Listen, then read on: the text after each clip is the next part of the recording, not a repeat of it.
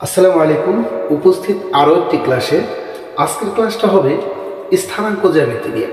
স্থানাঙ্ক জ্যামিতির ঢাল সংক্রান্ত বিষয়, ঢালটাকে আমরা কিভাবে বের করব সেই বিষয় নিয়ে আজকে তোমাদের সামনে আমি উপস্থিত হয়েছি।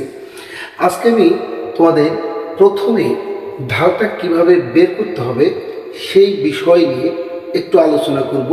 আমি প্রথমেই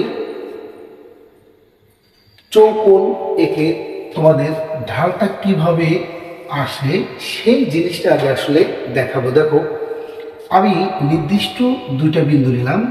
এটা কি P x1 y1, Q x2 y2, দুটাই স্থানাঙ্ক করেছি।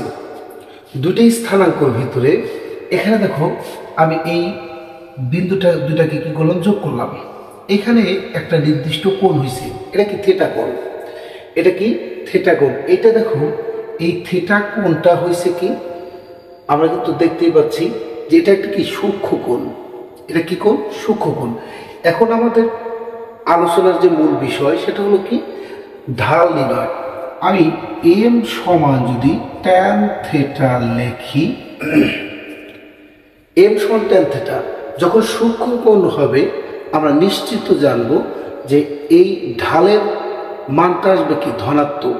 সূক্ষ্ম কোণ আসলে ঢালের মানটা আসবে কি ধনাত্মক। আমরা ঢালের সংজ্ঞাটাকে একটু দেখে নিই যে দুটি বিন্দুগামী সরলরেখা, দুইটি বিন্দুগামী সরলরেখা,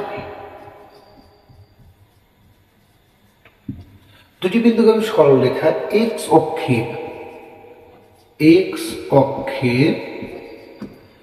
ধনাত্মক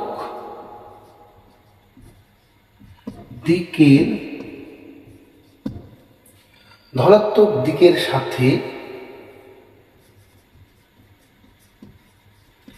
যে কোণ উৎপন্ন করে তার ট্যানজেন্ট কে ঢাল বলে। দেখো তো আমি কি লিখলাম, যে দুটি বিন্দুগামী সরলরেখার এক্স অক্ষের ধনাত্মক দিকের সাথে যে কোণ উৎপন্ন করে তার ট্যানজেন্টকে কি বলা হয়? ঢাল বলা হয়। এখন ধনাত্মক দিকের সাথে যখন কি উৎপন্ন করতেছে? Tan theta. এখানে দেখো ট্যানজেন্ট, তখন তাকে কি বলতেছি? আমরা ঢাল বলতেছি। এখন এই থিটা কোণটা যখন সূক্ষ্ম কোণ হবে অবশ্যই এটা কি হবে? 90 ডিগ্রির চেয়ে কি ছোট। অবশ্যই কি হবে? 90 ডিগ্রির চেয়ে ছোট। তখন যখন কি হবে 90 ডিগ্রির চেয়ে ছোট, মানে সূক্ষ্ম কোণ হবে, তখন এম এর মানটা হবে কি ধনাত্মক, মানে জিরোর চেয়ে কি হবে? বড় হবে। এমটা হবে ধনাত্মক। এমটা হবে কি ধনাত্মক।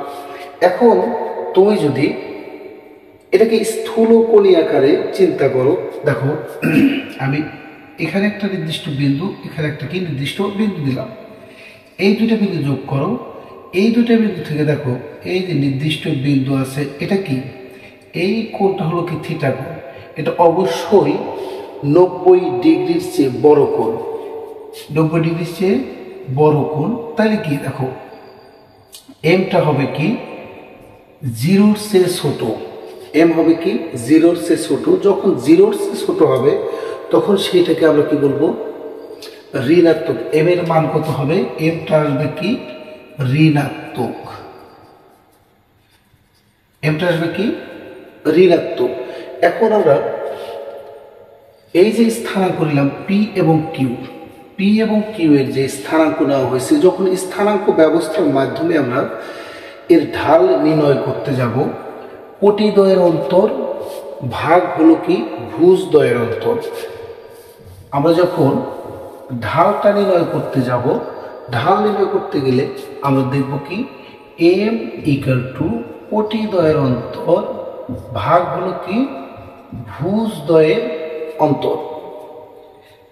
এখন এখান থেকে আমি আর একটা জিনিস চিন্তা করবো। দেখো এটা তো কি কোঅর্ডিনেট, 4 কোঅর্ডিনেট, মানে এটা কি চৌকোণ।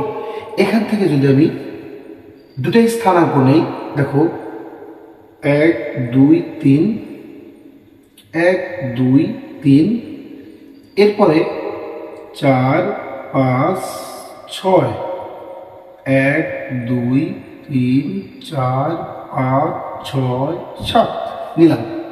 এখানে কত কত নিচ্ছি 3 3, এখানে হয়েছে কত 6 7। আমি নির্দিষ্ট দুইটা বিন্দুকে কি করলাম যোগ করলাম। এই বরাবর এই নির্দিষ্ট বিন্দুকে কি করো যোগ করো। এখন এখানে যে এই দিকে যে মানটা গেছে এটা হলো কি মানে যত দূরত্ব গেছে এর এদিকে হলো কি যতটুকু উঠেছে।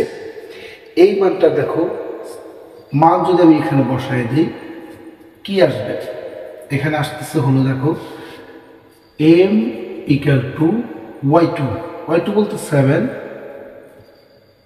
y2 মাইনাস কত y1, x2 মাইনাস কত x1। আমরা এখন এখান থেকে বসাবো। এর মান কত আছে 7 3। তারপরে আসো কি আছে 6 3, আসলে কত 4 ভাগ কত 3। দেখো যখন সূক্ষ্মকোণের ক্ষেত্রে হচ্ছে এটা কি কোণ সূক্ষ্মকোণ, এই কোণের মানটা কি সূক্ষ্মকোণ। তাহলে যখনই সূক্ষ্মকোণ আসতেছে মানগুলো আসবে, ঢালের মানগুলো আসবে কি সব সময়ের জন্য ধনাত্মক। ঢালের মানগুলো কি হবে সব সময়ের জন্য ধনাত্মক মান আসবে।